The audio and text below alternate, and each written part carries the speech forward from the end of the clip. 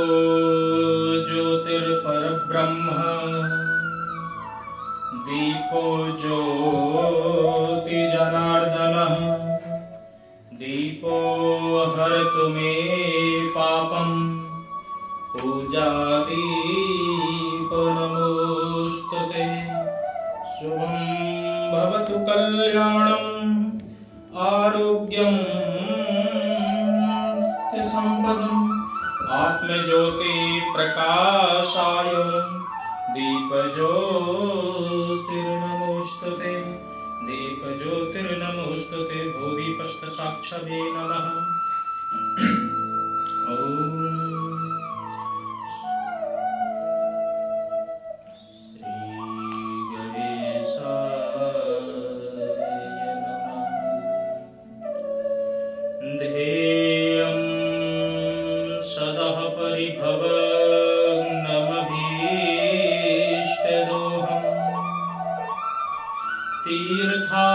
तीर्थास्पदं शिवविरञ्चनुतं शरण्यं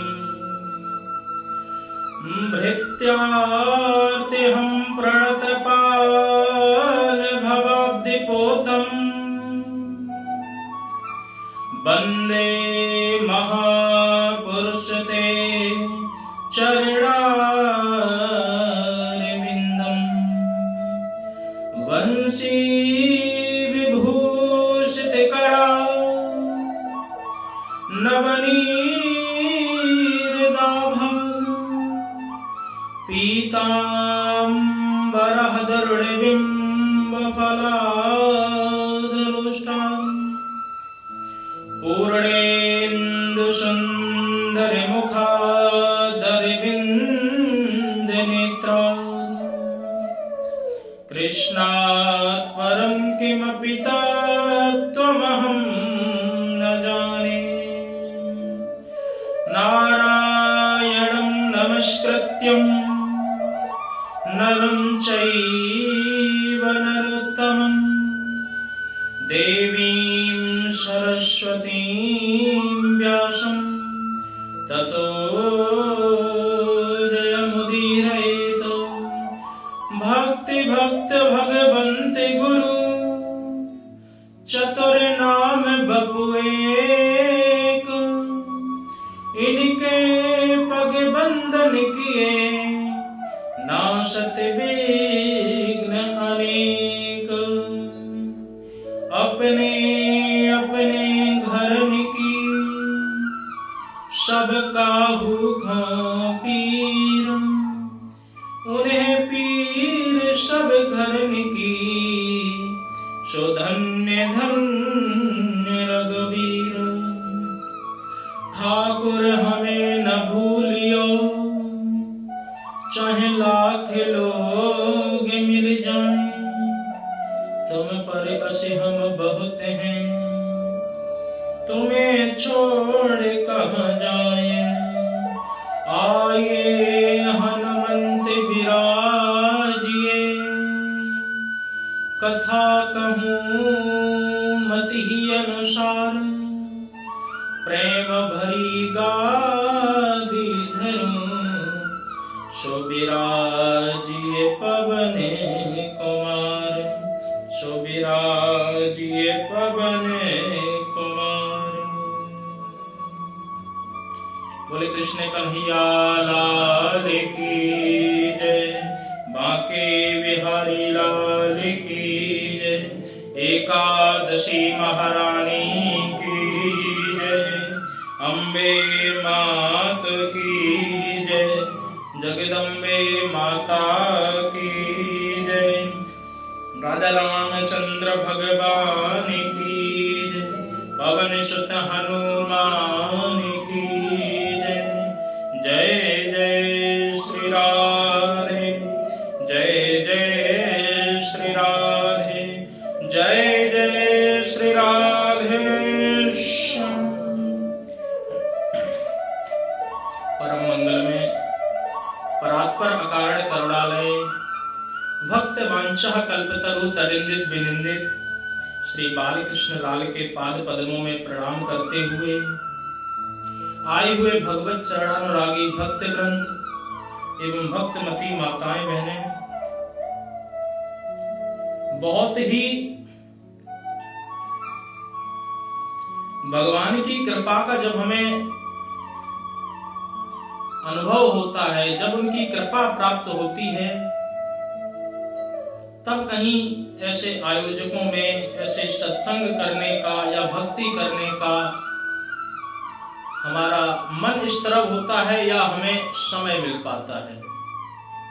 नहीं तो धीरे धीरे सारा समय बीत जाता है, हमारा भगवान के प्रति या अपने आप के प्रति ध्यान ही नहीं होता। कार्तिक मास में भगवान ने बहुत बड़ी सबको सुविधा दे रखी है कि जो अन्य मासों में अच्छी तरह भक्ति भाव नहीं कर सकते हैं, किसी कारण नहीं कर पा रहे हैं, तो कार्तिक मास में भगवान की प्रसन्नता के लिए जो भी करते हैं उनका अभीष्ट फल होता है। कार्तिक मास विशेष भगवान श्री हरि विष्णु एवं लक्ष्मी माता जी के लिए ही अत्यधिक जाना जाता है। तो ऐसे ही कार्तिक मास में एक एकादशी आती है और उस एकादशी का महत्व इसलिए और बढ़ जाता है कि भगवान उस एकादशी महारानी पर कृपा करने के लिए स्वयं योग निद्रा से जागते हैं। तो जब स्वयं योग निद्रा से जागते हैं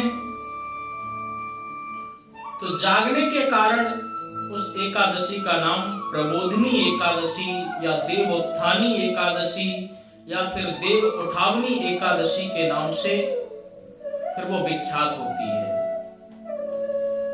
इसलिए जीव को कार्तिक मास के प्रति भी सजग रहना चाहिए। आज से भगवान का अपने योग निद्रा से बाहर आना और आकर के एकादशी महारानी पर कृपा करना तथा आज से ही सारे मांगलिक कार्यक्रम जितने भी होते हैं वो शुरू हो जाते हैं। जब पिछले 4 महीने पहले देवशयनी एकादशी आई थी तो उस समय भगवान योग निद्रा में प्रवेश कर जाते हैं और 4 महीने के लिए विशेष मांगलिक कार्यक्रम जो होते हैं उन पर प्रतिबंध कर दिया जाता है, क्योंकि भगवान की कृपा से और उनके आशीर्वाद को लेकर के ही हम प्रत्येक कार्य शुरू करते हैं। और सभी जितने भी देवी देवता हैं उन सबका आप जिसको भी नमस्कार करते हैं, शास्त्र निर्देश देते हैं कि सर्वदेव नमस्कारा केशवम प्रति गच्छति।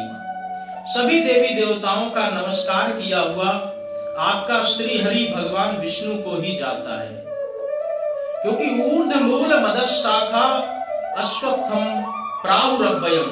भगवान श्री हरि विष्णु ये मूल हैं, ये जड़ हैं। जैसे कि कोई वृक्ष है, वृक्ष में यदि पानी देना है तो जड़ में यदि पानी डाल दिया तो सभी में पानी धीरे धीरे पहुंच जाता है।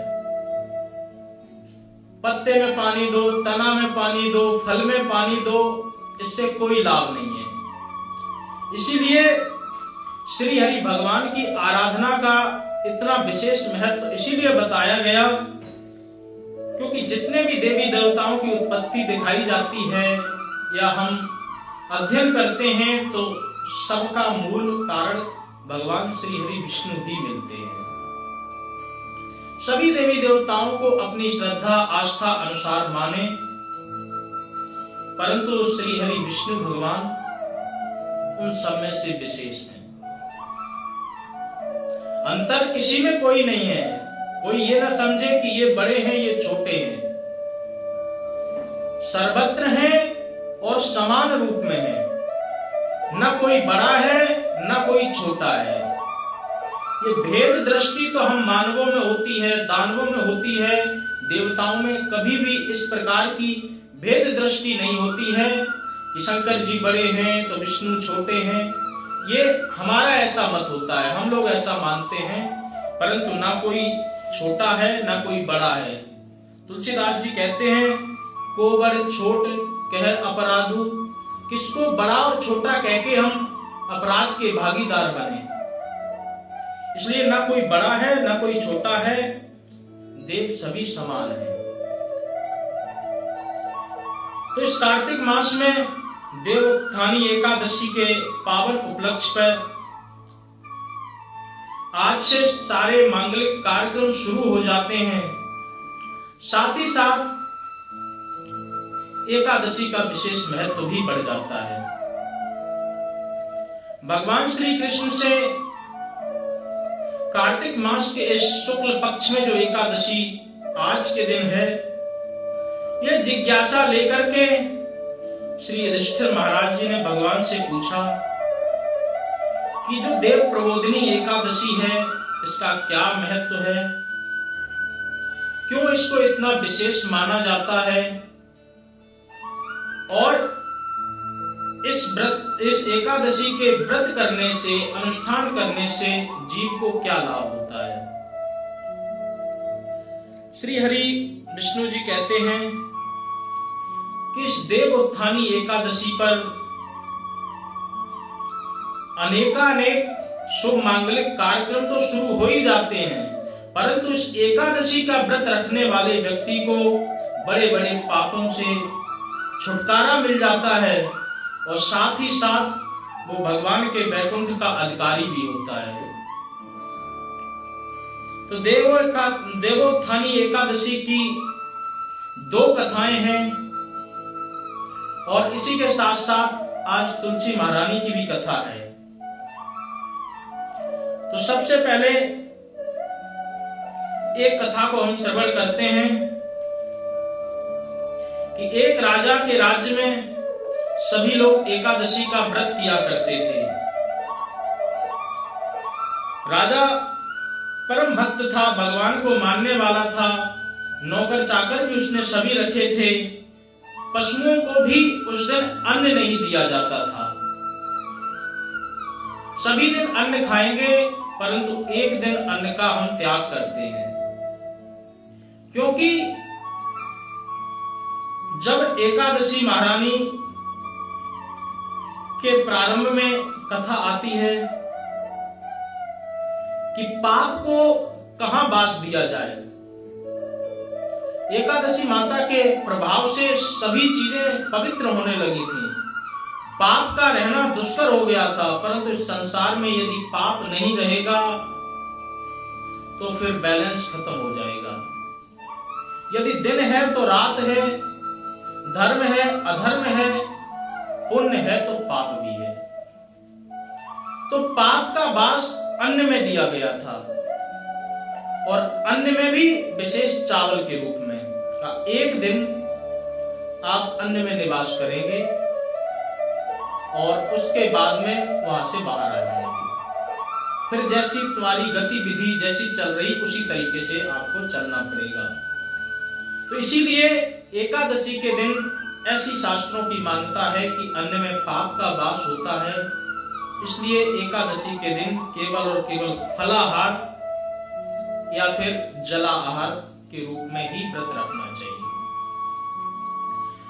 तो उस राज्य में अन्न किसी को भी नहीं दिया जाता था।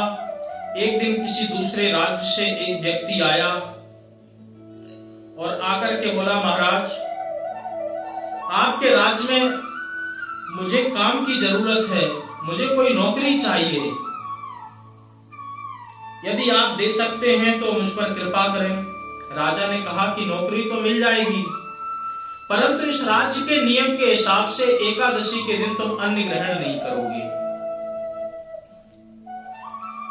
उस व्यक्ति ने कहा कि ठीक है, मैं एकादशी को अन्न नहीं खाऊंगा,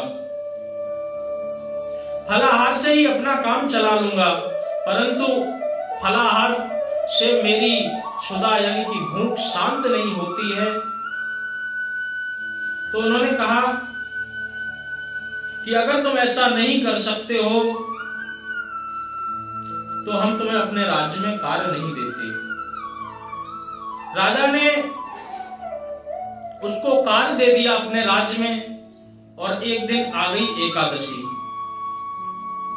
जब एकादशी आ गई तो उससे कहा कि तुमने जो नियम बनाया था कि हम एकादशी के दिन व्रत नहीं करें, वो अन्न नहीं खाएंगे, तो उसी का आज तुम्हें पालन करना पड़ेगा। जब इस प्रकार की बात सुनी तो कहा, महाराज वचन तो हमने दिया था, परंतु मुझे लग नहीं रहा कि मैं इस एकादशी का व्रत रख पाऊंगा। कोई दूसरा सरल से सरल साधन हो तो ऐसी आप कृपा करके कोई विधि बताएं।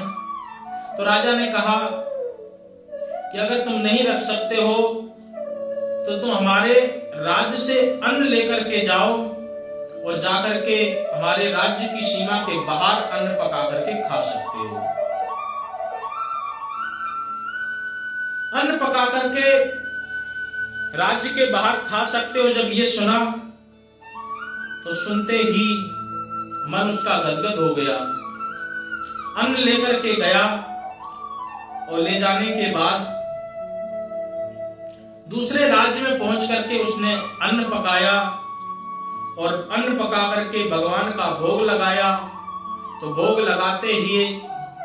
लगाते ही श्री हरि नारायण प्रकट हो गए और प्रकट होकर के उसके साथ भक्त की भावना इतनी प्रबल थी कि उसके साथ भगवान भोजन करने लगे। जब भगवान भोजन करने लगे और भोजन करके अंतर्धान हो गए, उसके बाद अगली फिर एकादशी आई। तो राजा से कहा कि उतने अन्न में हमारा गुजारा नहीं होता है, आप थोड़ा सा अन्न मुझे बढ़ा करके दे दें, क्योंकि वहां पर दो लोग भोजन करने के लिए आते हैं, एक तो मैं करता हूं और जब मैं भोग लगाता हूं तो हमारे भगवान भी भोजन करने के लिए आते हैं। राजा को विश्वास नहीं हुआ, सोचने लगा कि इसका पेट नहीं भरता होगा इसलिए ऐसा कर रहा है, परंतु हम अन्न तो पर्याप्त देते हैं। तो अगली एकादशी पर राजा ने अन्न दिया और अन्न देने के साथ साथ में उसका पीछा करना शुरू कर दिया। एक पेड़ की ओट में छुप करके वो देखने लगे। देखते देखते उस नौकर ने भोजन बनाया और भोजन बनाने के बाद में भगवान को बुलाया, भगवान नहीं आए। जब भगवान नहीं आए तो वो बहुत दुखी हुआ और दुखी होने के बाद उसने अपने आप को समाप्त करने के लिए प्रण ले लिया। यदि भगवान आए नहीं हमारे प्रार्थना पर तो मैं अपने आप को ही समाप्त कर दूंगा, अपने आप को खत्म कर दूंगा। जब वो अपने आप को खत्म करने के लिए एक नदी के ऊपर पुल पर चढ़ गया और चढ़ के जैसे ही कूदने वाला था, भगवान तुरंत प्रकट हो गए और प्रकट होकर के उसका हाथ पकड़ा और पकड़ करके उसको बचा लिया और बचा करके साथ में पुनः भोजन किया। जब कहा कि आप इतनी देर में क्यों आए, पहले क्यों नहीं आए, तो कहा कि ऐसे ऐसे करके राजा उस पेड़ के पीछे से हमें देख रहा था और उस राजा को तुम पर विश्वास नहीं था, इसीलिए हम इतनी देर में आए, क्योंकि तुम मरने वाले थे और यदि तुम मर जाते तो समाज क्या कहता, लोग क्या कहते कि भगवान के भक्त भी भगवान की जो तपस्या आराधना करते हैं उनका भी अंत इस प्रकार से होता है। तो भक्तों के वचन को सिद्ध करने के लिए, भक्तों की इच्छा की पूर्ति करने के लिए भगवान प्रकट होते हैं। जब राजा ने ये दृश्य देखा तो देख करके एकदम आश्चर्यचकित हो गया और सोचने विचारने लगा कि हमने इतने व्रत विशेष अनुष्ठान किए, इनका हमें कोई बहुत बड़ा लाभ क्यों नहीं मिला। आप अपने आप में जब विचार करने लगा तो उसको समझ में आया कि हम आराधना तो कर रहे हैं, तपस्या तो कर रहे हैं, परंतु कहीं ना कहीं हमारे अंदर अभिमान का वास है, कहीं ना कहीं हमारे अंदर कोई ना कोई त्रुटि रहती है, क्योंकि हम अपने राज्य में जितने भी लोग हैं उन पर शासन करते हैं। शासन करने में कहीं ना कहीं मेरे अंदर अहंकार का बीज उत्पन्न हो जाता है, तो इसलिए हमारी भक्ति में बाधा प्रकट होती है, तभी हमें पूरी तरह से फल प्राप्त नहीं होता। राजा को ज्ञान हुआ, तो ज्ञान होने के बाद में राजा ने अपने मन में ठान लिया कि हम पूरी श्रद्धा भावना से भगवान की आराधना करेंगे, भगवान की तपस्या करेंगे, और जब तक भगवान प्रकट नहीं हो जाते तब तक हम ऐसे ही भगवान की आराधना तपस्या करते रहेंगे। राजा जंगल में गया और तपस्या करने लगा परमात्मा की। बहुत वर्षों के बाद भगवान श्री हरि प्रकट हुए और प्रकट होकर के उसको वरदान दिया कि तुम्हारा राज्य अचल रहे, अच्छी तरह चलाते रहो, और तुम्हारे मन से कभी भी भक्ति करें या फिर अपने राज्य में राज करें तो कभी तुम्हारे मन में अभिमान नहीं आए। अंत में उस राजा को वैकुंठ की प्राप्ति हुई। वैकुंठ की प्राप्ति होने के बाद राजा प्रसन्न मुद्रा में भगवान श्री हरि के नित्य पार्षदों के रूप में उपस्थित हुआ। एकादशी के महात्म की कथा के तत्पश्चात आज की जो एकादशी है, इसकी एक तो ये कथा है, साथ ही साथ एक और पौराणिक कथा है जिसमें भी एक राजा का ही वृतांत सुनाया गया। कि एक दूसरी कथा यह है कि एक राजा था, उसके राज्य में सभी प्रजा सुखी रहती थी। वह अपने राज्य में एकादशी के दिन अन्न को नहीं बेचता था। कहा कि एकादशी के दिन कोई भी न तो अन्न ग्रहण करेगा और न कोई दुकान पर अन्न बेचेगा। परंतु राजा की परीक्षा लेने के लिए भगवान ने एक सुंदरी का वेश धारण किया और सड़क पर बैठ गए। तभी उधर से राजा की सवारी निकल रही थी। राजा ने जब उस सुंदरी को देखा तो देखते ही उन पर मंत्र मुग्ध हो गया, और जैसे ही मुग्ध हुआ तो राजा सुंदरी से वार्तालाप करने के लिए हाथी से नीचे उतरा और उनका परिचय पूछने लगा। तो उन्होंने कहा कि मैं तो इस संसार में अकेली हूं, मेरा कोई भी नहीं है, और मैं यहीं पर रास्ते में बैठ करके किसी की सहायता का प्रयास कर रही हूं कि कोई आए मेरी सहायता करे। तो राजा ने कहा कि आप मेरे राज्य में मेरी रानी बनकर के रह सकती हो, यदि आपको कोई परेशानी ना हो तो। उन्होंने कहा कि मैं तुम्हारी रानी तो बन जाऊंगी, परंतु मेरी एक शर्त है। सबसे पहले तो तुम्हें अपना आधा राज्य हमें सौंपना पड़ेगा, और जब आधा राज्य तुम मुझे सौंप दोगे तो उसके बाद में मैं जो कहूंगी वही बात तुम्हें माननी पड़ेगी। सुंदरी की बात सुनकर के राजा ने कहा ठीक है, मैं तुम्हें अपना आधा राज्य भी सौंप दूंगा, और साथ ही साथ जो तुम कहोगी वही बात हम तुम्हारी मानेंगे, क्योंकि राजा उस पर मंत्र मुग्ध था। तो जब ये शर्त स्वीकार कर ली और स्वीकार करके अपने घर लेकर के आए, और अगले दिन एकादशी थी।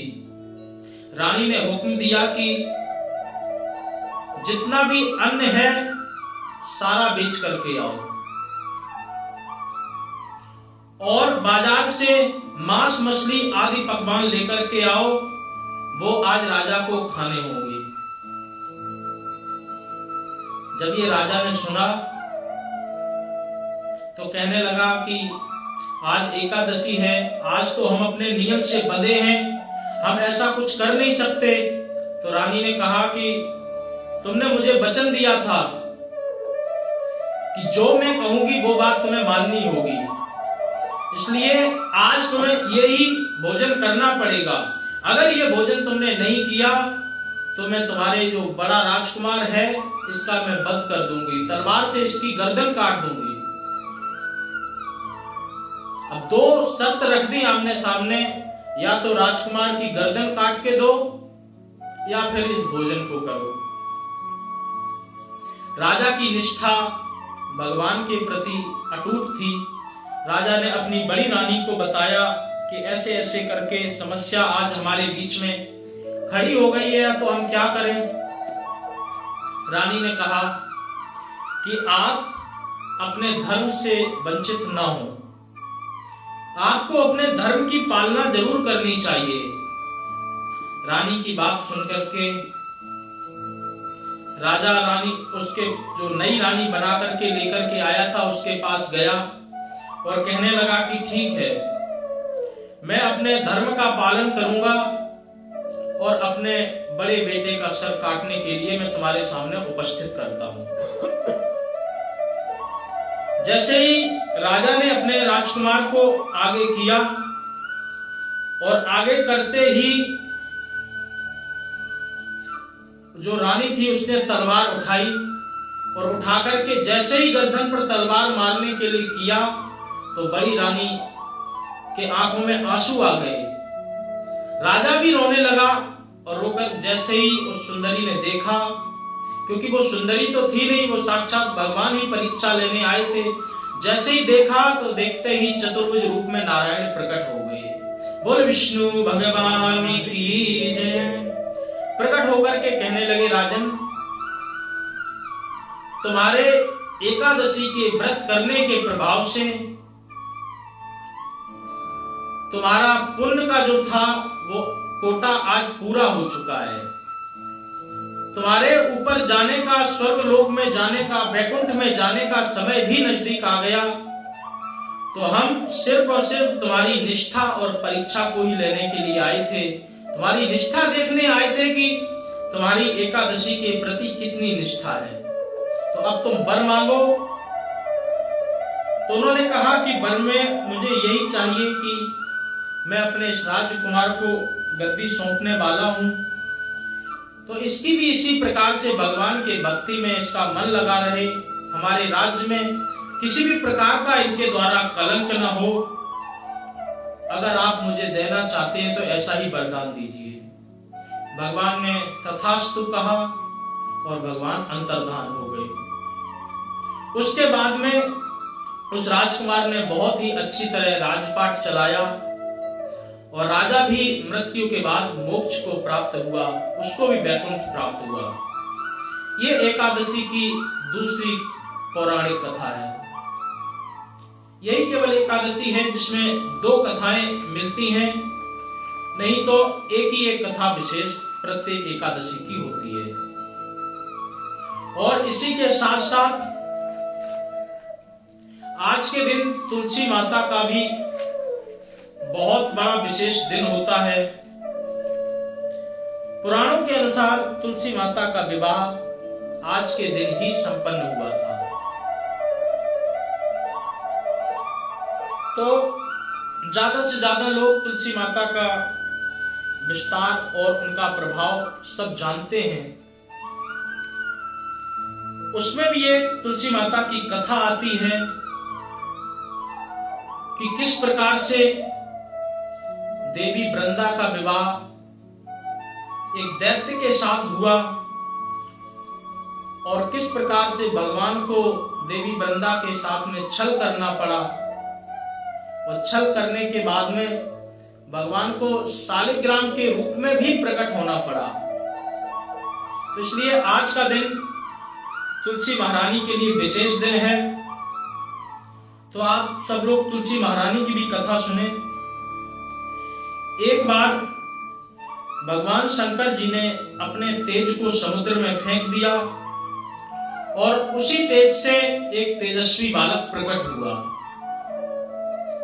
यह बालक आगे चल करके जालंधर के नाम से प्रसिद्ध हुआ, जो कि जालंधर पंजाब में जालंधर नाम की जो जगह है वहीं की ये घटना है। वहीं पर ये राजा राज्य करने लगा और वहीं की एक सुंदरी जो थी दैत्यराज कालनेमी की कन्या, जिसका नाम वृंदा था, उसके साथ जालंधर का विवाह संपन्न हो गया। जालंधर महाराक्षस था, परंतु उसकी जो पत्नी थी वो परमात्मा को मानने वाली थी, भगवान के प्रति इतनी निष्ठा थी और साथ ही साथ अपने पति को ही परमात्मा के रूप में उसने स्वीकार किया। जब परमात्मा के रूप में अपने पति को स्वीकार किया तो विधिवत उनकी सेवा पूजा करने लगी और अपने सती जो सतीत्व होता है उसका विधिवत रूप से उसने पालन किया। उसके प्रभाव से जालंधर लगभग अमर जैसा ही हो गया।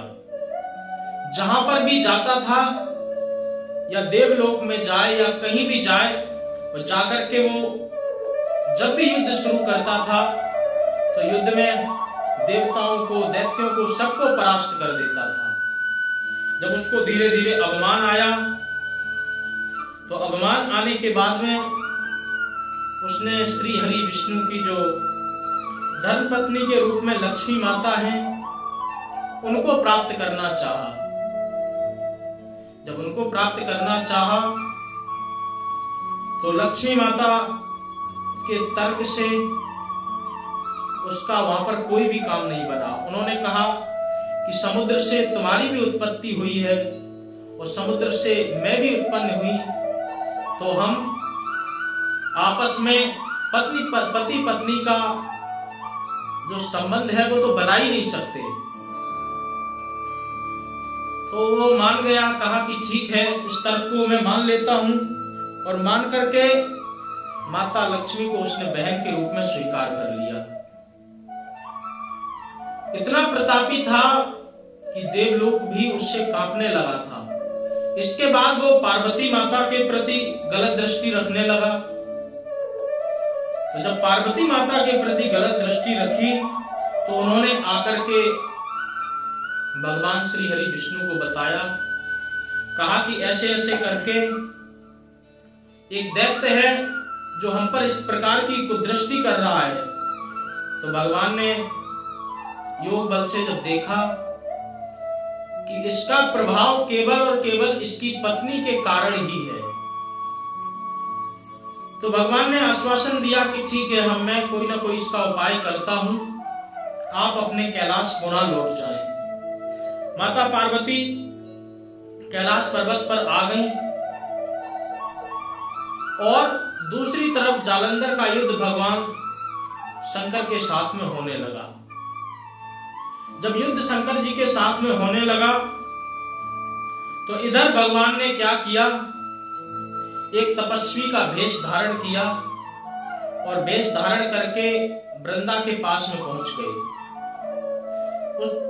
और उसी समय अपनी माया से 2 राक्षसों को भी प्रकट कर दिया। जब 2 राक्षसों को प्रकट किया, वृंदा उन राक्षसों को देख करके भयभीत हो गई, तो अपनी माया को भगवान ने तुरंत समाप्त कर दिया। तो वृंदा की श्रद्धा उन ऋषि के प्रति और बढ़ गई। उसके बाद में हाथ जोड़ करके प्रार्थना करने लगी, कहा कि ऐसे ऐसे करके मेरे पति देव का युद्ध चल रहा है और आप इतने तपस्वी हैं, मैंने आपके तेज को अभी देख लिया कि एक क्षण में आपने राक्षसों को भस्म कर दिया। तो आप भी मेरे पति देव के लिए कोई ना कोई विशेष आप उपाय करें कि वो हमेशा हमारे साथ जीवित रहें, और साथ ही साथ आप देख करके अभी बताएं कि उस युद्ध में हो क्या रहा है, क्योंकि आपका योग बल भी इतना प्रबल है। तो जो श्री हरि विष्णु जी ऋषि के रूप में थे, उन्होंने अपनी योग माया से एक धड़ बनाया और एक सिर, जो कि जालंधर का ही स्वरूप था। जब ऐसे बना करके वृंदा के सामने उपस्थित किया तो वृंदा भयभीत हो गई, मूर्छित हो गई देख करके। उसके बाद में पुनः उठी और उठ करके कहने लगी कि ये क्या हो गया, हमारे पतिदेव का तो अंत हो गया। आप कोई रिद्धि सिद्धि मृत संजीवनी विद्या जानते हो तो कृपा करके आप ऐसा कोई कार्य करें, क्योंकि मैं बिना अपने पति के जीवित नहीं रह सकती हूँ। भगवान ने योग माया से धड़ और शरीर दोनों जोड़ दिए और जोड़ने के बाद में अपने आप को इस सूक्ष्म रूप में उस जो जालंधर का धड़ और सिर था उसी में अपने आप को प्रवेश कर लिया। वृंदा इस छल को समझ नहीं पाई और उसी रूप को अपने पति के रूप में मान लिया और उनसे पतिव्रत जैसा व्यवहार करने लगी। जब पतिव्रत जैसा उनसे व्यवहार करने लगी तो दूसरे पुरुष को स्पर्श करने के कारण उसका सतीत्व, उसका पतिव्रत खंडित हो गया और जैसे ही उसका पतिव्रत खंडित हुआ तो उसकी सारी शक्ति क्षीण हो गई। क्षीण होते इधर भगवान श्री शंकर जी ने अपने त्रिशूल से जालंधर का वध कर दिया और पुनः वापस कैलाश लौट करके आए। बोल शंकर भगवान की जय। जब पुनः वापस कैलाश लौट करके आ गए, सती को आभास हुआ कि मेरे साथ कोई ना कोई छल हो गया है और छल होते ही जैसे उसको आभास हुआ तो भगवान अपने रूप में प्रकट हो गए। जब भगवान अपने रूप में प्रकट हो गए तो प्रकट होने के बाद में उसने श्राप दे दिया। कहा कि तुमने मेरे साथ छल किया है, मैं तुम्हें श्राप देती हूं कि तुम इसी समय बिना हृदय के पत्थर बन जाओ। जब श्राप दिया तो भगवान ने उस श्राप को भी स्वीकार किया और पत्थर के रूप में अपने आप को शालिग्राम के स्वरूप में अपने आप को प्रकट किया। पत्थर बने रहे और उसके बाद में बिना भगवान के कोई कार्य सिद्ध नहीं हो रहा था तो सभी देवी देवता सती के पास में आए, आकर के उनसे प्रार्थना की तो उन्होंने अपने श्राप से उनको मुक्त कर दिया और मुक्त करते ही अपने आप को सती प्रथा के अनुसार अपने आप का वहीं आत्मदाह कर लिया। जैसे ही आत्मदाह किया वृंदा ने तो आत्मदाह करने के बाद में उसी राख से एक तुलसी का पौधा प्रकट हुआ। तुलसी का पौधा जब प्रकट हुआ और भगवान उसकी अटूट भक्ति को देख करके उसके ही उस राख रूप में ही लोटपोट करने लगे। भगवान ने भी वचन दिया कि जिस प्रकार से वृंदा अपने पति के प्रति इतना सतीत्व भाव रखती थी, उसी प्रकार से आज वृंदा का नाम तुलसी के रूप में जो उपस्थित हुआ, ये त्रैलोक में जाना जाएगा और मैं भी तुम्हारे बिना कोई भी चीज ग्रहण नहीं करूंगा। तो इसीलिए उस दिन से भगवान का जो भी भोग लगता है तो तुलसी के दल उसमें जरूर डाले जाते हैं। और शालिग्राम जी पर तुलसी को कितनी भी आप पूजा कर लो, यदि तुलसी नहीं चढ़ाई तो माना जाता है कि आपकी पूजा अधूरी ही है। तो इस प्रकार से तुलसी माता वहां पर प्रकट हुई और प्रकट होने के बाद में श्री हरि नारायण ने उन्हें पत्नी के रूप में स्वीकार किया। उसी परंपरा के अनुसार तब से अभी तक प्रत्येक इस कार्तिक शुक्ल पक्ष एकादशी में तुलसी का विवाह संपन्न कराया जाता है और मांगलिक कार्य प्रारंभ हो जाते हैं। तो तुलसी का विवाह आप आज के दिन से लेकर के पूर्णिमा के बीच में कभी भी कर सकते हैं क्योंकि इसको भीष्म पंचक, जो ये 5 दिन का समय है, इसको भीष्म पंचक के नाम से भी जाना जाता है। भीष्म पंचक के नाम से इसलिए जाना जाता है कि भीष्म पितामह अपनी सरसैया पर पड़े हुए थे और उन्होंने देखा कि महाभारत का युद्ध पूरा हो चुका है, अब हम क्या करें। जब तक हमें भगवान के दर्शन नहीं होते हैं तब तक तो हम इस धराधाम को छोड़ करके नहीं जाएंगे। दूसरी तरफ युद्ध जीतने के बाद में पांडवों को जब भगवान ने देखा तो युधिष्ठिर जी रात में चक्कर लगा रहे थे। भगवान ने सोचा कि इन्होंने युद्ध भी जीत लिया, अब ये चक्कर ऐसे क्यों लगा रहे। तो भगवान जब पास में आए, आकर के जब पूछा कारण क्या है, तो उन्होंने कहा कि हमने महाभारत का युद्ध तो जीत लिया, परंतु इस युद्ध में हमने कितना कुछ गंवा दिया। सारा परिवार हमारा चला गया, गुरु चले गए, पिता चले गए, पितामह चले गए, सब कुछ चला गया। ऐसी जीत से हमें क्या लाभ। भगवान ने बहुत समझाया, लेकिन समझ में नहीं आई बात। भगवान विचार करने लगे कि इनके बात समझ में क्यों नहीं आ रही है, क्योंकि ये हमें सखा भाव में मानते हैं, हमें अपने बुआ का बेटा समझते हैं, इसलिए हमारी बात का इन पर कोई असर नहीं हो रहा। जब किसी की बात पर कोई असर नहीं हो तो जाकर के किसी बड़े बुजुर्ग से वही बात कहाओ तो कई बार वो बात आदमी तुरंत मान लेता है। जो बात छोटे ने कही हो उसको मानने में संकोच होता है, परंतु वही सेम बात यदि कोई बड़ा व्यक्ति कहे तो उस बात को तुरंत व्यक्ति मान लेता है, क्योंकि उसके प्रति सम्मान का भाव होने के साथ साथ में वो उसके प्रति देख लेता है कि उसका एक्सपीरियंस इतना है, उसने जरूर ना उसके जीवन में जरूर इस प्रकार का कोई ना कोई वो आया होगा समय। परंतु शास्त्र तो कहते हैं कि जो सत्य है उसको यथा रूप में स्वीकार कर लेना चाहिए।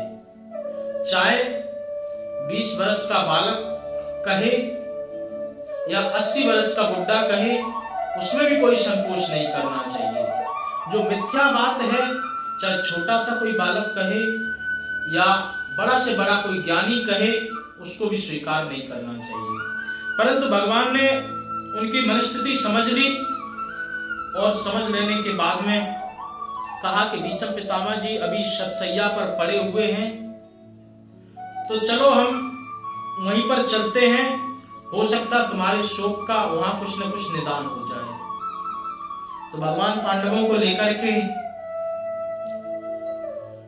जैसे भीष्म पितामह जी के पास में पहुंचे और उधर भीष्म पितामह जी भगवान की प्रतीक्षा कर रहे थे। प्रतीक्षा करते करते भगवान को याद कर रहे थे। सदैव देवो भगवान प्रतीक्षताम् कलेबरं यावदिदं हिनोम्यं प्रसन्नहासा रुणिलोचनोल्लसन् मुखाम्बुजो ध्यानपतश्चतुर्भुजम्। इतनी पीड़ा थी शरीर में, इतनी पीड़ा सहन करते करते जैसे तैसे अपना समय व्यतीत कर रहे थे। परंतु जैसे ही भगवान को देखा तो भगवान को देखते ही उनकी सारी पीड़ा का निदान हो गया, तुरंत प्रसन्न हो गए। क्यों? क्योंकि भगवान की प्रसन्नता, भगवान की जो हंसी है उसका ये चमत्कार है कि कितना भी कोई दुखी व्यक्ति हो, रोते से रोते हो, वो भगवान की एक बार जो मुस्कान देख लेता है तो तुरंत प्रसन्न हो जाता है। लखी जिन लाल की मुस्कान तिनहि बिसरी वेद विद सब योग संयम ध्यान। लखी जिन लाल की मुस्कान, मुस्कान से योग नियम संयम ध्यान तो भंग हो ही जाते हैं, और उसके साथ में क्या क्या होते हैं? बोले नेम व्रति आचार पूजा पाठ गीता ज्ञान रसिक भगवद द्रगदई अस एच के मुख म्यान। लखी जिन लाल की मुस्कान। भगवान की मुस्कान एक बार जो भी देख लेता है, हासम हरेड़ बनता खिल लोचनो लतीब्रा, जो भी उनकी मुस्कान को एक बार देख लेता है तो उसके जीवन से सारे कष्ट विकार सब कुछ चले जाते हैं। कितना भी कोई योगी ध्यान में हो या कितनी भी कोई पूजा पाठ कुछ भी कर रहा हो, परंतु भगवान की चितवनी इस प्रकार की है कि एक बार जिसकी तरफ उन्होंने दृष्टि डाल दी तो वो सब अपनी सुध बुध खो देता है। तो इसी प्रकार से भीष्म पितामह का भी यही हाल हुआ और आकर के कहा कि बाबा ये युधिष्ठिर बहुत परेशान हैं, हम क्या करें, हमने तो इनको बहुत समझा दिया, आप ही कुछ ज्ञान दें। तो श्री भीष्म पितामह जी ने दान धर्मान राज्य धर्मान मोक्ष धर्मान विभागसा स्त्री धर्मान भगवत धर्मान समासं व्यास संयोज्यता, सारे धर्मों के मर्म धीरे धीरे करके समझा दिए। राज धर्मान, राज्य का क्या धर्म है, क्षत्रिय का क्या धर्म है, स्त्री का क्या धर्म है, भगवत का क्या धर्म है, मोक्ष का क्या धर्म है, मोक्ष किस प्रकार से पाए, किस धर्म से पाए, सारे धर्मों के मर्म जब अच्छी तरह युधिष्ठिर जी ने समझ लिए तो समझते ही उनका शोक सारा शांत हो गया और उनको ज्ञान प्राप्त हो गया। तो आज की एकादशी से लेकर के पूर्णिमा के बीच में जो ये 5 दिन थे, इन 5 दिन में भीष्म पितामह जी ने पांडवों को ज्ञान प्रदान किया था, इसीलिए इसको भीष्म पंचक भी कहा जाता है। वैसे पंचक अच्छे नहीं होते हैं, पंचक प्रत्येक शुभ कार्य करने से पहले देखते हैं या ब्राह्मण से पूछते हैं कि कोई पंचक वाला समय तो नहीं चल रहा है, परंतु भगवान की कृपा के साथ में ये जो पंचक प्रकट हुआ, ये ज्ञान पंचक के नाम से जाना जाता है, परंतु इस पंचक का कोई भी दोष नहीं है, क्योंकि अन्य जो पंचक हैं उनसे ये पंचक बहुत श्रेष्ठ है। तो इसलिए भीष्म पितामह ने बहुत सुंदर ज्ञान प्रदान किया और उन सभी ज्ञान का एक सूत्र रूप में प्रकट किया कि आत्मना प्रतिकूलानि परेशान न समाचरे, जो व्यवहार यदि हमें अच्छा नहीं लगता है वो व्यवहार हम दूसरे के साथ ना करें। यदि हम कहीं पर किसी दुकान पर सामान खरीदने के लिए जाएं और गलती से वो हमसे पैसे ना ले, जल्दबाजी में भूल जाए, तो बड़ी प्रसन्नता होती है कि ऐसा हुआ वैसा हुआ। और यदि दूसरे दिन हम फिर उसी दुकान पर सामान खरीदने के लिए जाएं और हमको भी ध्यान न रहे, गलती से डबल पैसे दिल जाएं, तो हमको बड़ा मन में कष्ट होता है। यदि आपको कोई ठग ले तो परेशानी है, आप किसी को ठग लें तो बड़ी प्रसन्नता है। इसी प्रकार की भीष्म पितामह अपनी ज्ञानवाणी में, ज्ञान गीता में समझाते हैं कि आत्मना प्रतिकूलानि, जो हमारे आत्मा के, हमारे मन के जो भी कोई कार्य अनुकूल न हो वो हम परेशान न समाचरे, वो दूसरे के साथ में हम वैसा व्यवहार ना करें। तो बहुत अच्छी तरह सब कुछ समझाया। और ये होता कब है? ये मन से ही होता है। जब मन हमारा किसी के साथ में मिला हुआ होता है तो हमें कोई परेशानी नहीं होती है, यहां तक कि वो ठग भी ले तभी भी कोई परेशानी नहीं होती है। और मन यदि अनुकूल नहीं है तो परेशानी बन जाती है। इस प्रकार से जब प्रश्न किया कि हमें जैसे प्रतिकूल नहीं लगता है, परंतु ये प्रतिकूल और अनुकूल क्यों आता है जीवन में, तो भीष्म पितामह जी समझाते हैं कि संकल्पो विकल्पो ही मनः, मन की 2 स्थिति है, एक है संकल्प और दूसरा है विकल्प। ये मन संकल्प और विकल्प के बीच में जुड़ा रहता है। उदाहरण से आप समझें, जैसे घर में कोई मेहमान आ गए, आपके घर में कोई मेहमान आ गए और आप अपनी बहू को निर्देश दें कि बेटी इस प्रकार से ऐसे ऐसे मेहमान आए हैं और आप जल्दी से कुछ न कुछ बना लो, ये भूखे ना सोएं, आप बड़े हैं, आपने आदेश दिया उसको करना तो पड़ेगा।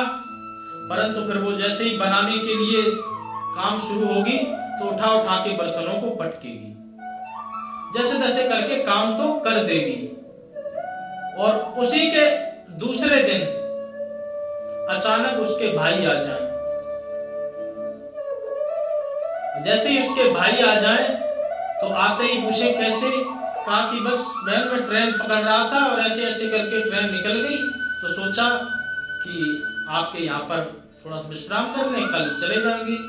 तो बस अब तो इतनी रात हो गई, कुछ बनाने की जरूरत नहीं। नहीं, भाई के बहन के यहाँ भाई भूखा सोए, ऐसा कैसे हो सकता। तो तुरंत कढ़ाई चली और पूरी बढ़िया से निकलने लगी। क्यों? कल भी वो व्यक्ति भूखा था, आज भी ये व्यक्ति भूखा है। ऐसा क्यों हुआ कि कल उसके लिए हमें बनाने में परेशानी हो रही थी भोजन, और आज बनाने में कोई परेशानी नहीं होती, क्योंकि हमारा इसके प्रति मन अनुकूल है और इसके प्रति मन अनुकूल नहीं है। ये पूरा जैसे पंडाली मान लो, ये पूरा खचाखच भरा हुआ है लोगों से, और जैसे लोगों से ये पूरा भरा हुआ है और एक व्यक्ति आकर के आपके सामने ही बैठ गया या आपके बगल में बैठ गया और वो आपको टच भी नहीं कर रहा है, तभी भी आप उससे कहेंगे कि बताओ, पीछे पीछे आते हो और आगे आकर के बैठ जाते हो, ऐसा है वैसा है, दो चार बातें उसको आप सुना ही देंगे। और उसके बाद में ही आपने इधर उधर ध्यान दिया तो एक आपका बहुत पुराना मित्र आपको दिख गया। जैसे मित्र दिखा तो आपने भी मुस्कुरा करके हाथ हिला करके उसको इशारा दिया, उसने भी आपको हाथ हिला करके इशारा दिया, और इशारा देने के बाद आपने उसको बुलाया कि यहाँ आकर के बैठो। उसने कहा जगह कहाँ है? अरे कहा आ जाओ, जगह तो हो जाएगी। और जैसे ही वो आया, थोड़ा आपने लोगों को खिसकाना शुरू किया, और खिसकाने के बाद में उसका हाथ पकड़ के आपने उसको बिठा लिया। आधे से ज्यादा उसने वजन आपके घुटने पर रख दिया, कोई परेशानी नहीं। एक व्यक्ति आपको टच भी नहीं कर रहा है, परेशानी हो रही है, दूसरा आधा वजन आपके ऊपर रख दिया, कोई परेशानी नहीं है। ये कारण क्या है? ये मन, उससे आपका मन अनुकूल है और इसके प्रति आपका मन प्रतिकूल है।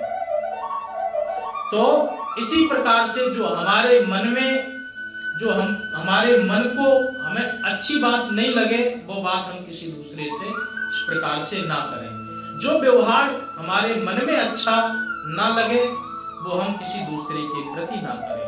तो आत्मना प्रतिकूलानि परेशान न समाचरेत। परेशान इसी प्रकार का कार्य, इसी प्रकार का व्यवहार हम किसी दूसरे व्यक्ति के साथ में ना करें। तो बहुत अच्छी तरह भीष्म पितामह जी ने ज्ञान प्रदान किया और युधिष्ठिर जी का सारा शोक शांत हुआ।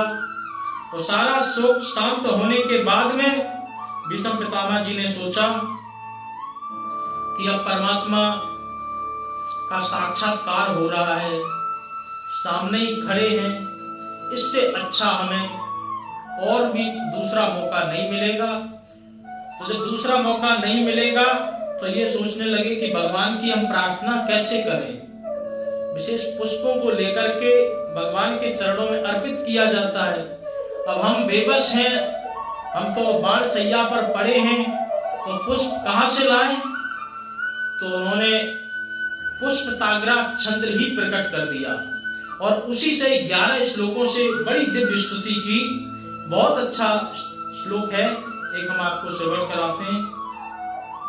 इति मति रूप कल्पेता वितेषणा भगवती सत्वत पुंगवे विभूम्नि स्वसुख मुपगते कुचिद हरतम सकत यसे मुदियदि भव प्रवाह सखी बचनिमसे नियम्य मध्ये निचिवर्यो यारथम निवेश्य स्थवति परिसैन्यमक्षुणावत्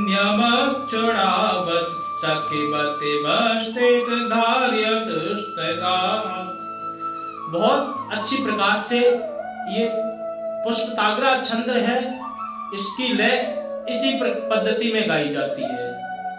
तो 11 श्लोकों से भगवान की बहुत अच्छी तरह स्तुति की, और स्तुति कहने के बाद में इसका भावार्थ यही है कि इति मति रूपे कल्पिता। भीष्म पितामह ने कहा कि मैं जाने से पहले अपनी बेटी का विवाह करना चाहता हूं, अपनी बेटी के हाथ पीले करना चाहता हूं। भगवान ने कहा बाबा हाथ तो आपके पीले नहीं हुए, आपकी बेटी कहां से आ गई? जब आप आजीवन ब्रह्मचारी हैं तो आपकी बेटी कहां से आ गई? तो बोले कि हमने अपनी मति को ही बेटी मान लिया है। इति मति रूप कल्पिता, अपनी मति को ही मैंने बेटी के रूप में माना है, और हम आपको ये बेटी समर्पित करना चाहते हैं। बोले तुम्हारी इस मति रूपी बेटी की विशेषता क्या है जो आप इतना इस पर जोर देते हैं? ऐसी आपकी कौन सी इसमें ऐसी विशेषता है? तो कहते हैं कि हमारी जो मति है वितृष्णा, किसी भी प्रकार की तृष्णा इसमें नहीं है। नहीं तो सारे संसार में 3 प्रकार की तृष्णा प्रत्येक व्यक्ति में पाई जाती है। सबसे पहली है पुत्रेष्णा, दूसरी है वित्तृष्णा, और तीसरी है लोकेष्णा। पुत्रेष्णा, पुत्र प्राप्ति की प्रत्येक व्यक्ति के अंदर इच्छा होती है। वित्त यानी कि धन प्राप्ति की सबके प्रति इच्छा होती है, और जब पुत्र और वित्त मिल जाए तो उसको लोक में अपना नाम विख्यात करने की सबसे बड़ी चाहत होती है। तुलसीदास जी तो प्रमाण के साथ कहते हैं शुद्ध वित्त लोक ईषणहतीनि कह के मन इन कृतन मलिनी।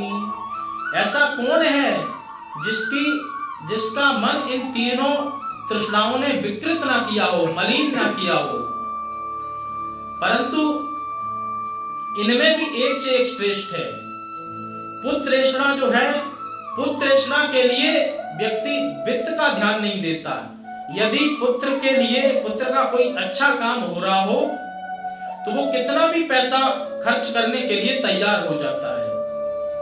तो इसका मतलब पुत्रेष्णा है, और उसके बाद में जो वित्तेष्णा है, धन है, वो उसके लिए खर्चने को तैयार हो जाता है। और कभी कभी जो वो धन खर्च रहा है उसके बीच में यदि पुत्र बाधक हो, या तीसरी जो है लोकेष्णा, उसके बीच में जैसे उसने अपना नाम बहुत अच्छी तरह कमा लिया, व्यक्ति ने बहुत अच्छी तरह नाम कमा लिया, और उसका पुत्र ही यदि उसका नाम खराब करे तो कई बार वो अपनी लोकेष्णा के लिए, वित्तेष्णा के लिए पुत्र को भी बलिवेदी पर चढ़ा देता है। तो ये इच्छाएं जो हैं 3 प्रकार की, ये प्रत्येक व्यक्ति के हृदय में है, और प्रत्येक व्यक्ति के हृदय में एक से एक मतलब अपनी अपेक्षा बड़ी लेकर के बैठती हैं। किसी के में यदि पुत्र की नहीं है तो उसके में वित्त की है, यदि किसी के में वित्त की नहीं है तो उसका नाम हो जाए, यश हो जाए, लोक की है। तो भगवान से भीष्म पितामह जी कहते हैं कि मे मति ही वितृष्णा, मेरी मति किसी भी प्रकार से मलिन नहीं है। सबसे पहला तो हमारे मति का ये गुण है, और मैं चाहता हूं कि मेरी मति यदि आपकी बन जाएगी श्रीमती तो इसको भी मिल जाएगी गति, क्योंकि ये आपके चरणों की हर समय करती रहेगी रति। हमेशा आपके चरणों का ही ध्यान करती रहेगी तो फिर ये कहीं भटकेगी भी नहीं। भगवान बहुत प्रसन्न हुए और प्रसन्न होकर के उनको कहा कि मैंने तुम्हारी मति को स्वीकार कर लिया है, अब तुम हमारे धाम पर जाओ और जाकर के वहां नित्य निवास करो। तुम्हारा पुनरपि जन्म पुनरपि मरणम पुनरपि जननी जठरे शयनम का चक्र ही खत्म हो जाएगा। क्योंकि जो व्यक्ति परमात्मा की भक्ति करके परमात्मा का साक्षात करके जाता है तो शास्त्र निर्देश देते हैं कि यदि ज्ञान मार्ग से जो व्यक्ति भक्ति करके जाता है तो उसको दोबारा इस संसार में आना नहीं पड़ता है। भक्त आना चाहते हैं इसलिए उन पर इस प्रकार का कोई प्रतिबंध नहीं है। तो भगवान ने की बहुत अच्छी तरह स्तुति की। स्तुति करने के बाद में जैसे ही पूर्णिमा आई, अच्छी तरह ज्ञान भी प्रदान किया, भगवान की भी भक्ति की और उसी दिन उन्होंने अपने इस स्वरूप को त्याग करके जो उनका वास्तविक स्वरूप था, क्योंकि ये सब देव ही थे, इस पृथ्वी पर तो केवल लीला करने के लिए ही आए थे, अपना वास्तविक रूप प्रकट किया और भगवान के श्री धाम में तुरंत प्रस्थान हो गए। बोल भीष्म महाराज की जय। इस प्रकार से भीष्म पितामह जी की भी गति हो गई। तुलसी माता का भी विवाह आज के दिन संपन्न हो गया और एकादशी का भी विशेष महत्व आपको समझ में आ गया। आज की जो एकादशी है ये विशेष एकादशी के रूप में सिर्फ और सिर्फ इसीलिए मानी जाती है कि आज के दिन भगवान योग निद्रा से बाहर आते हैं और योग निद्रा से बाहर आने के बाद सभी प्रकार के जो कार्य रुके हुए होते हैं उन कार्यों को स्वतः ही स्फूर्ति मिल जाती है, वो अपने आप ही सब कुछ चलने लगते हैं। वैसे तो भगवान का जो नाम है हमेशा मंगल है, कोई भी दिन अशुभ या ऐसा कुछ नहीं होता है। शुभ या अशुभ होते हैं कर्म, दिन कभी भी शुभ या अशुभ नहीं होता है। और भगवान का नाम लेकर के जो भी कर्म किए जाएं, यदि उनका नाम जोड़ दिया जाए तो सब कुछ मंगल हो जाता है। तदेव लग्नं सुदिनं तदेव तारा बलम चंद्र बलम तदेव विद्या बलम दैव बलम तदेव लक्ष्मी पते तेंग्रि युगम स्मरामि। भगवान का नाम लेते ही तारे, मंगल ग्रह, नक्षत्र सब पवित्र हो जाते हैं। जब भगवान साक्षात जब जागृत हो रहे हैं योग निद्रा से तो किसी भी मांगलिक कार्यक्रम के रुकने की तो कोई बात हो ही नहीं सकती। इन परिस्थितियों में क्योंकि कई बार ऐसा समझ लिया जाता है कि मांगलिक कार्यक्रम हम इन दिनों में इस प्रकार से नहीं कर पाते हैं या नहीं कर सकते हैं। ज्योतिष का विधान ठीक है, अपनी जगह है, परंतु जब किसी की परमात्मा की अप्रोच हो जाए, जब उनका सानिध्य मिल जाए तो फिर इन नियमों का, इन बंधनों का कोई भी महत्व नहीं रहता है। इसलिए वैसे तो इन दिनों में प्रयास करना चाहिए कि मांगलिक कार्य जैसे गृह प्रवेश है, शादी ब्याह है, आदि आदि वर्जित माने जाते हैं। किसी परिस्थिति के कारण फिर भी यदि करना पड़ता है तो भगवान पर आश्रित होकर के, अन्योन्याश्रित न्यास लेकर के भगवान पर अपना संपूर्ण सब कुछ सौंप दो कि हम आपके ऊपर सब कुछ सौंपते हैं और ऐसी ऐसी परिस्थिति हमें करना पड़ता है तो भगवान भी कृपा करके आपको कोई ना कोई ऐसा मार्ग प्रदान करते हैं, विशेष उसका दोष भी इतना नहीं लगता है और कार्य भी संपन्न हो जाता है। इसलिए आप अपने जीवन को अच्छा बनाएं।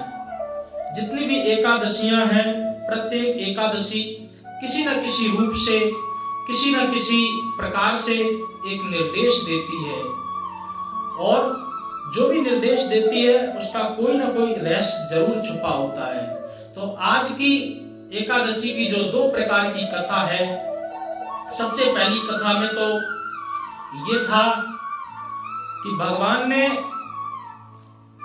उस राजा की निष्ठा देखने के लिए ऐसा रूप बनाया कि उसकी कितनी निष्ठा है परमात्मा के प्रति, और अन्न का त्याग करवाया इस प्रकार से कि कहा कि आप अन्न नहीं खा सकते हैं। तो इन सब के पीछे एक ही एक कारण होता है कि आपकी भक्ति जो है वो कहीं डगमगा तो नहीं रही है, क्योंकि इस समाज में भक्ति की रक्षा करना बहुत अनिवार्य है। हम जब भी भक्ति करने के लिए अपने आप को थोड़ा सा प्रयास करते हैं, अपने आप को थोड़ा भक्ति करने के लिए तैयार करते हैं, तो कोई ना कोई इस प्रकार से बाधा आ जाती है और हमारी भक्ति को धीरे धीरे नष्ट करने लगती है। संतों का भाव है, संत तो कहते हैं कि जैसे हम कोई पौधा लगाते हैं, पौधा लगाने के बाद में उसके चारों तरफ एक ईंटों का या फिर लोहे का एक जंगला जैसा ऐसा बना देते हैं ताकि पेड़ की रक्षा होती रहे, कोई भेड़ बकरी आकर के उस पेड़ को खा ना जाए। इसी प्रकार से जब अपने हृदय में आप भक्ति का बीज अंकुर करें, जब भक्ति का पौधा लगाएं तो उसकी रक्षा भी करनी पड़ती है। रक्षा किस प्रकार से करनी पड़ेगी, आपको देखना होगा कि जो भी आप इस भक्ति के लिए नियम बनाते हैं, जैसे पौधा लगाया, पौधा के लिए पानी, खाद, वो सब आपको डालना पड़ता है। इसी प्रकार से भक्ति के लिए जो भी आपने नियम बनाए हैं, उन नियमों का आप विधिवत रूप से पालन करें। आप संगत कैसी कर रहे हैं? 6 प्रकार की बाधाएं बताई जाती हैं कि भक्ति में 6 प्रकार की बाधाएं उपस्थित होती, इसीलिए हमारी सबकी भक्ति नष्ट होती है। आहार होता है, उसमें आपका रहन सहन होता है, कैसे लोगों के साथ में रह रहे हैं, उसमें आपका नियम होता है, आदि आदि प्रकार के ऐसे बैरियर्स होते हैं। यदि आप इन बैरियरों को ठीक से पार कर लेते हैं तो इसका मतलब आपकी भक्ति, आपकी निष्ठा यथावत है और अच्छी तरह चल रही है। इसलिए प्रत्येक व्यक्ति एकादशी महारानी की शरण में आए, एकादशी का व्रत करे, अनुपालन करे, अनुष्ठान करे, और अनुष्ठान करने के बाद पूरे भाव से भगवान की भक्ति आराधना जरूर करें। खाली ऐसा ना हो कि हम व्रत करते रहें और मन में कहीं ना कहीं हमारे अहंकार हो जाए। लोग भक्ति करते हैं तो करने के बाद में उनको खुद पता नहीं होता है कि वो मन में कहीं ना कहीं अहंकार का बीज है। जब लोग कहने लगते हैं कि इतनी माला किए बिना तो हम पानी तक नहीं पीते हैं, जब तक हम जल न चढ़ा लें शंकर जी पे तब तक तो अन्न को छूते नहीं। कहीं ना कहीं उनका अहंकार इस रूप में रहता है, परंतु उनको पता नहीं चल पाता है। तो इसलिए भक्त यदि बने तो भक्त बनने की परिभाषा तो यही है कि कामी, क्रोधी, लालची इनसे भक्ति न होए। भक्ति करे कोई शूरमा, जात वर्ण सब खोए। यदि कामना है अंदर, क्रोध है अंदर, लालच है अंदर, तो फिर वो भक्ति में आपका मन लग ही नहीं सकता। भगवान को तो कुछ भी नहीं चाहिए, आपका सिर्फ और सिर्फ मन चाहिए। लेकिन मन के साथ भी एक उन्होंने कंडीशन रख दी है कि हमें निर्मल मन ही चाहिए। तो हम सबके मन में जरूर प्रश्न उठेगा कि हमें पता तो चले कि हमारा मतलब मन में मैल कौन सा है। जब मन के मैल का पता हो तभी तो हम उसको साफ करें। बोले मोह कपट छल छिद्र न भावा। छल कपट ये सब जो है ना, ये मन के ही मैल है। निर्मल जनमन सो मोहि पावा, मोहि कपट छल छिद्र न भावा। आपका यदि मन अच्छा है, छल कपट का कहीं भी उसमें निवास नहीं है, तो आप जो है ना बिल्कुल निश्चिंत हो जाएं। परमात्मा किसी न किसी रूप में आपके मन को ग्रहण कर लेते हैं, और ग्रहण करने के साथ साथ आपके मन में ही आकर के सीधे हृदय में निवास करके वहीं पर निवास करने लगते हैं। तो इसलिए मन को शुद्ध बनाएं। मन को शुद्ध बनाने के सिर्फ और सिर्फ यही साधन है कि आप भगवान की भक्ति करें, भगवान की आराधना करें, आप अनुष्ठान करें, व्रत करें, पूजन करें आदि आदि। क्योंकि जितना भी ये समय आपको परमात्मा ने दिया है, ये सारा समय आप भक्ति में लगाते हैं, तो इसमें कोई संशय नहीं कि आपकी मुक्ति हो ही जाएगी। यदि आप भक्ति से भटकते हैं, तब संशय प्रकट होता है कि हम इस प्रकार का कोई कार्य कर भी नहीं पा रहे हैं, तो हम फिर मुक्ति की कैसे अपने आप को कैसे मान लें कि हमें मुक्ति मिल जाएगी।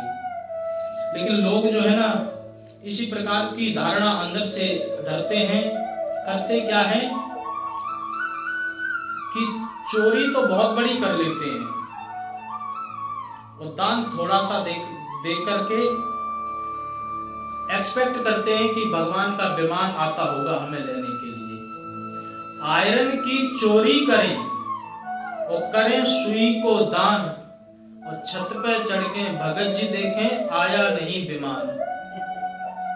इसी प्रकार से भक्ति का भाव है कि जब हम भक्ति नहीं करते हैं तो मुक्ति की अपेक्षा कैसे कर सकते हैं? दान चोरी तो बहुत कर ली, इधर से इनकम टैक्स भी बचा लिया, इधर से रेट बढ़ा करके भी सामान बेच दिया, सब प्रकार से जहां जहां से कर सके सारा माल ले लिया।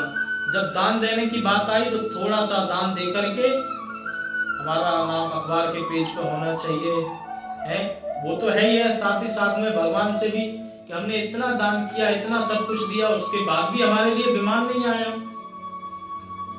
विमान कहां से आए? अभिमान अगर परिभाषा किया जाए तो जब अभिमान में से अभी हट जाता है, जब भारीपन उसका हट जाता है, अहंकारपन हट जाता है, तभी व्यक्ति को मान मिलता है। इस प्रकार से आप सब लोग भगवान की शरण में आए। भगवान को आपका कुछ भी नहीं चाहिए, आपका निर्मल मन चाहिए, और मन के साथ साथ में आपका भाव चाहिए, आपकी भक्ति चाहिए। और सदैव याद रखो कि ये जो मनुष्य शरीर है ये केवल और केवल हमें भक्ति के लिए ही मिला है, और जो अन्य कार्य हम कर रहे हैं ये तो हमारी ड्यूटी है कि भाई संसार में आए हैं तो संसार की पालना भी करें। संसार के नियम से हम बंधे हुए हैं, हम स्वतंत्र नहीं हैं। अगर संसार में आए हैं तो संसार के काम भी करें, परंतु अपना जो एम है, जो लक्ष्य है, वो भी ना भूलें। हमारा सबका लक्ष्य है कि भगवान की आराधना करके इस शरीर से मुक्त हो जाए, दोबारा हमें आना ही जाना ना पड़े। यदि ऐसा आप सबका लक्ष्य है तो बिना भगवान के कोई भी पूरा नहीं कर सकता है। इसलिए सशक्त अपने आप को सशक्त करें, मन को भगवान के प्रति जितना ज्यादा से ज्यादा हो सके लगाने का प्रयास करें। जब आपका मन लग जाएगा तो सारे कार्य धीरे धीरे सफल होते रहेंगे। एकादशी कथा का यही सार है कि आप एकादशी का व्रत जरूर करें, क्योंकि एकादशी का व्रत करने से आपके मन में एक दिन, जैसे अन्न में विकार होते हैं, अन्न यदि ग्रहण नहीं करेंगे एक दिन तो उस दिन आपके शरीर में विकार उत्पन्न नहीं होंगे। और 10 और 1 11, एकादशी का मतलब 11। आप 5 आपकी कर्मेंद्रियां हैं, 5 ज्ञानेंद्रियां हैं और 1 मन है। जब आप इन सबको 11 को मिलाकर के भगवान की आराधना करते हैं और इस तिथि में करते हैं तो आपको और भी अच्छा अभीष्ट फल मिलता है। तो इसलिए एकादशी की आप सब शरण में आए, और एक दिन अगर अन्न नहीं ग्रहण करते हैं तभी भी आपका कुछ बिगड़ता नहीं है। तो और बल्कि जो खाया पिया है वो भी डाइजेस्ट अच्छी तरह हो जाएगा। तो ऋषियों ने बहुत सोच समझ करके ये सारे नियम बनाए हैं, तो हमें भी इन नियमों पर चलते रहना चाहिए, तभी हम निरोग रहेंगे, तभी हमारा मन भी शुद्ध रहेगा। और जब मन शुद्ध है और तन ठीक है तो हमारा भक्ति में खूब मन लगेगा, खूब भगवान के प्रति हमारा उनके प्रति बहुत ज्यादा बढ़ने का मन में विचार आएगा, तो हम अपनी भक्ति करके मुक्ति का साधन ढूंढ सकते हैं। बोल एकादशी महारानी की जय। अब हम आरती की ओर बढ़ते हैं, क्योंकि मंदिर की आरती का भी समय हो रहा है। उससे पूर्व जो मंदिर के विशेष प्रोग्राम, ये जो वीक है इसमें कुछ विशेष प्रोग्राम हैं, तो आप सब मंदिर में जरूर पधारें। उन प्रोग्रामों की सूची आपको समय समय पर मिलती रहती है। साथ ही साथ अभी अंकल जी आपको सब कुछ विस्तार रूप में बताई देते हैं। बोल बांके बिहारी लाल की जय। बताओ। कल शनिवार 5 तारीख है ना, कल 5 तारीख है। कल 5 तारीख शनिवार सुबह जो हमारा पहला शनिवार होता है, first Saturday of the month, we do talk on Hinduism topics. तो कल सालवान जी आ रहे हैं लेस्टर से, जो हमारे गेस्ट स्पीकर हैं, और वो हिंदू एथिक्स के बारे में बोलेंगे। और तो आप आए। वो हमारा 12:30 से 2 होता है। सुबह के लिए हनुमान चालीसा का पाठ है, जो हमारे 11 बार हनुमान चालीसा होता है, तो उसमें भी आए। और उसके बाद रात को, शाम को आप समझ लीजिए 7 बजे की आरती के बाद भोजन प्रसादी होगी, और उसके बाद पूरी रात का जगराता है। उसमें भी आए। चंद्रशेखर शर्मा जी हैं, हमारी सुदर्शना आंटी जी के भतीजे हैं, जितना मेरे को ख्याल पड़ता है, और वो उनकी ओर से जागरण है, तो आप जरूर आए और उसका भी लाभ लें। जितना गुणानुवाद भगवान का सुनते हैं उससे हमारे पाप दूर होते ही हैं, और जितनी देर हम मंदिर में बैठते हैं कम से कम उतनी देर हमारा ध्यान जो है वो भगवान में लगा रहता है। उसके बाद संडे को आज तुलसी जी के बारे में आपने पंडित जी से पूछा और जाना, और पंडित जी ने बताया कि 5 दिनों में एकादशी से लेकर पूर्णिमा तक श्री तुलसी जी का विवाह होता है। तो हमारे मंदिर में इतवार के दिन, रविवार को सुबह 11 बजे से आयोजन शुरू हो जाएंगे। तुलसी विवाह का आयोजन होगा।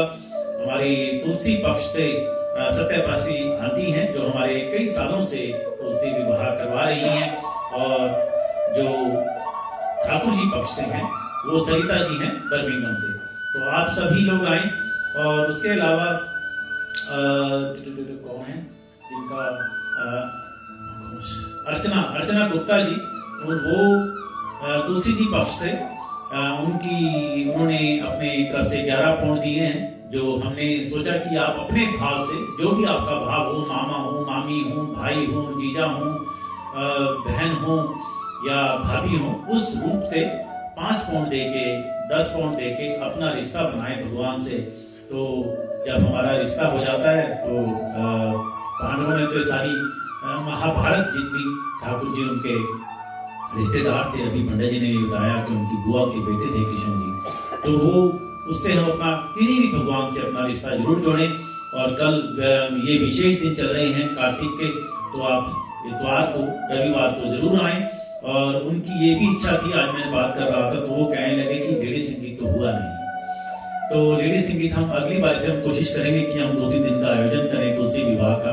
लेकिन 11 बजे से आयोजन है, तो हम सोच रहे हैं कि 15-20 मिनट का हम कोई संगीत का कुछ जैसा बन पड़ेगा, जैसा कोशिश होगी, जैसा प्रेरणा मिलेगी जहाँ से, तो वैसा भी करने की कोशिश करेंगे।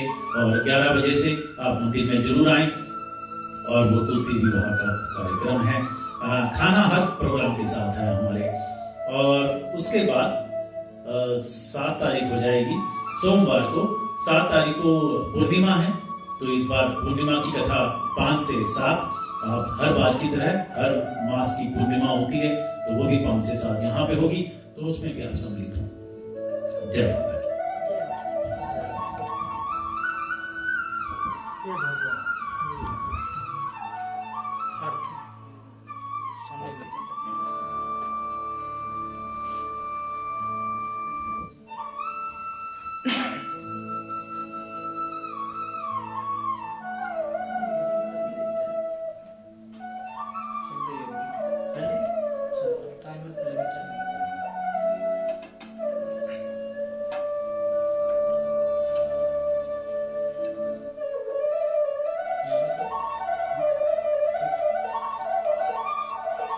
आप सब लोग खड़े हो जाएं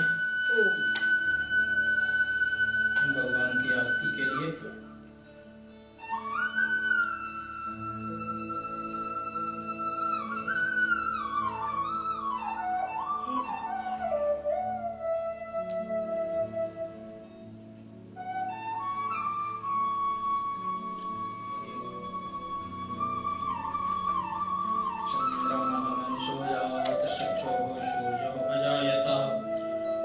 सूत्राद्वायुष प्राणश्च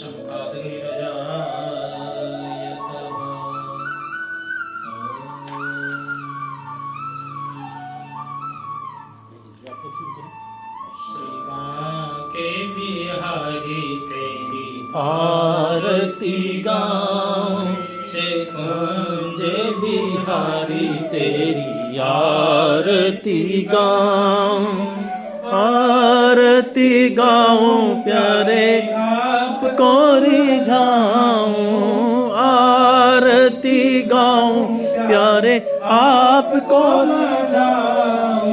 श्री बांके बिहारी तेरी आरती गाऊं, मोरे मुकुट तेरे शीश पे सोहे, मोरे मुकुट तेरे शीश पे सोहे, प्यारी बंसी मेरो मन मोहे, प्यारी बंसी मेरा मन मोहे, देख छवि बलिहारी में जाऊं, श्री बांके बिहारी तेरी आरती गाऊं।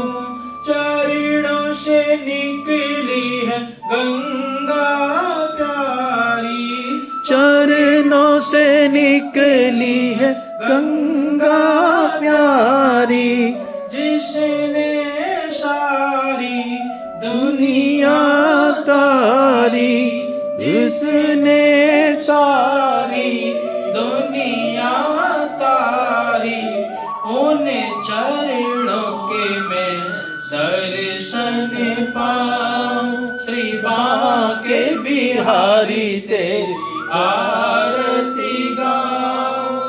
दास अनाथ के नाथ आप हो, दास अनाथ के नाथ आप हो, सुख दुख जीवन प्यारे साथ आप हो, सुख दुख जीवन प्यारे साथ आप हो, हरि चरणों में मैं शीश झुकाऊं, श्री बांके बिहारी तेरी आरती गाऊं।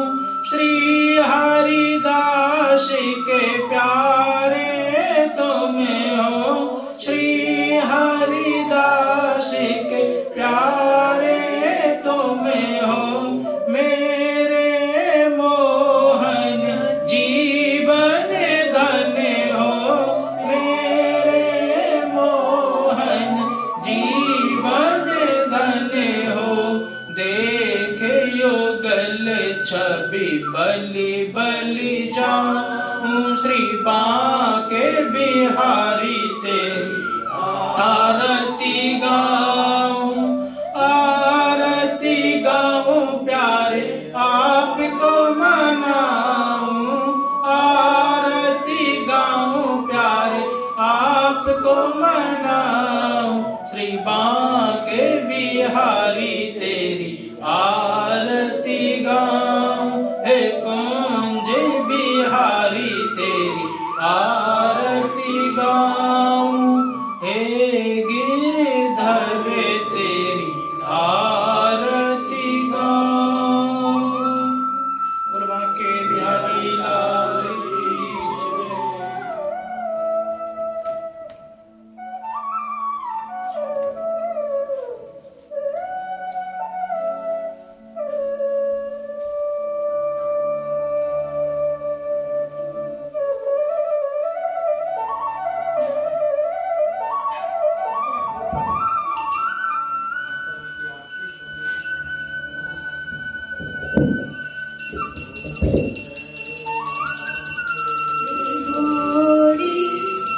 या जय श्यामा गौरी, तुमको निश दिन ध्यावत, मैया जी को सदा ही मनावत, हरि नाम शिव ओम जय अम्बे गौरी। विराजत सीता मृग मत को, मैया को जल से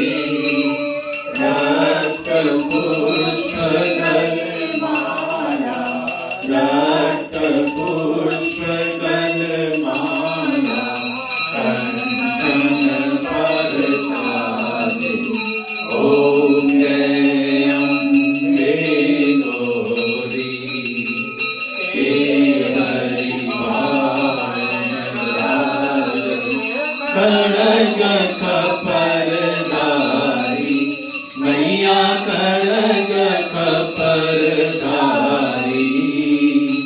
सुर नर मुनि जन सेवक, सुर नर मुनि जन सेवक, इनके दुख हारी। ओम जय अम्बे गौरी।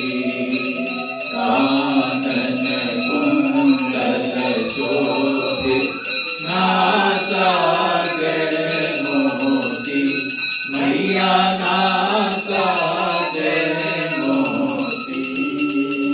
कोटिक चंद्र दिवाकर, कोटिक चंद्र दिवाकर, राजत सम ज्योति। ओम जय अम्बे गौरी। शुंभ निशुंभ विनारे, महिषासुरधारी, मैया महिषासुरधारी।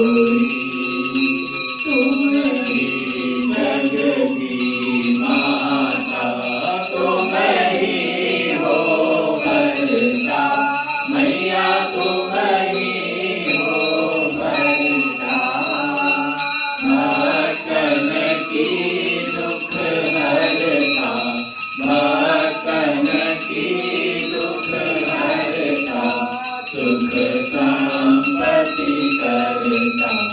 ओम जय अम्बे गौरी,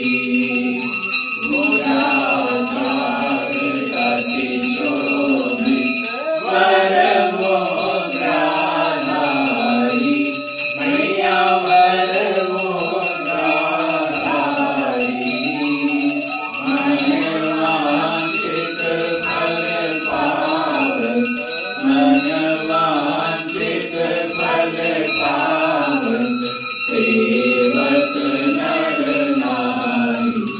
ओम जय अम्बे गौरी,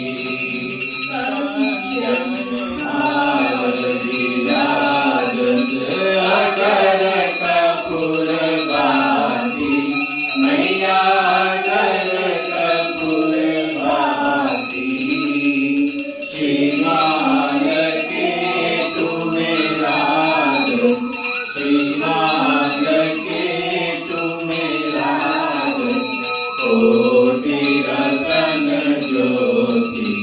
ओम जय अम्बे गौरी, अम्ब जी की आरती जो कोई जन गावे, मैया प्रेम सहित गावे।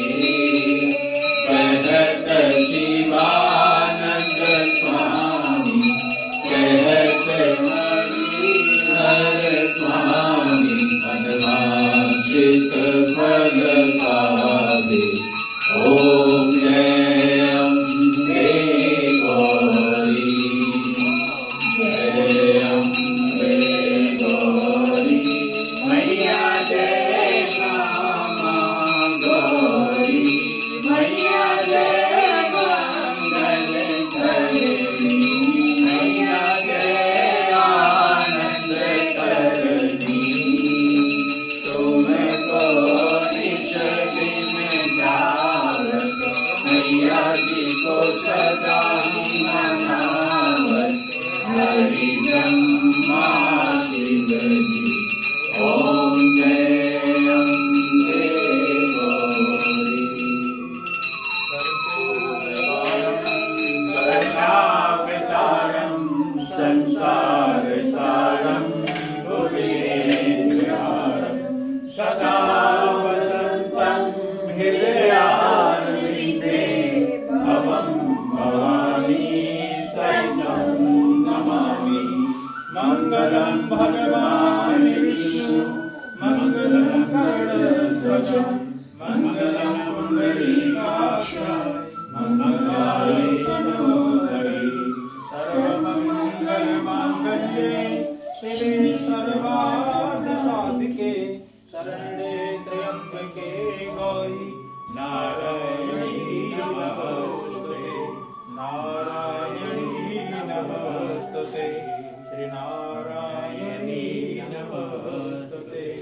त्वमेव माता च पिता त्वमेव, त्वमेव बन्धु च सखा त्वमेव, त्वमेव विद्या द्रविणं त्वमेव, त्वमेव सर्वं मम देव देव, त्वमेव सर्वं मम देव देव।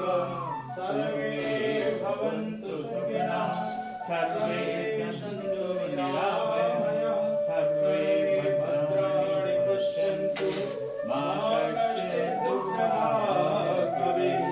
जगदम्बे माता की जय, जगदम्बे माता की जय, कृष्ण कन्हैया लाल की जय, राजा रामचंद्र भगवान की जय, पवन सुत हनुमान की जय, उमापति महादेव की जय, लक्ष्मी नारायण भगवान की जय, सभी देवी देवताओं की जय।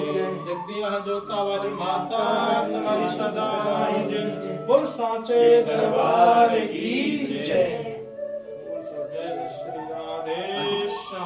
हर हर हर महादेव।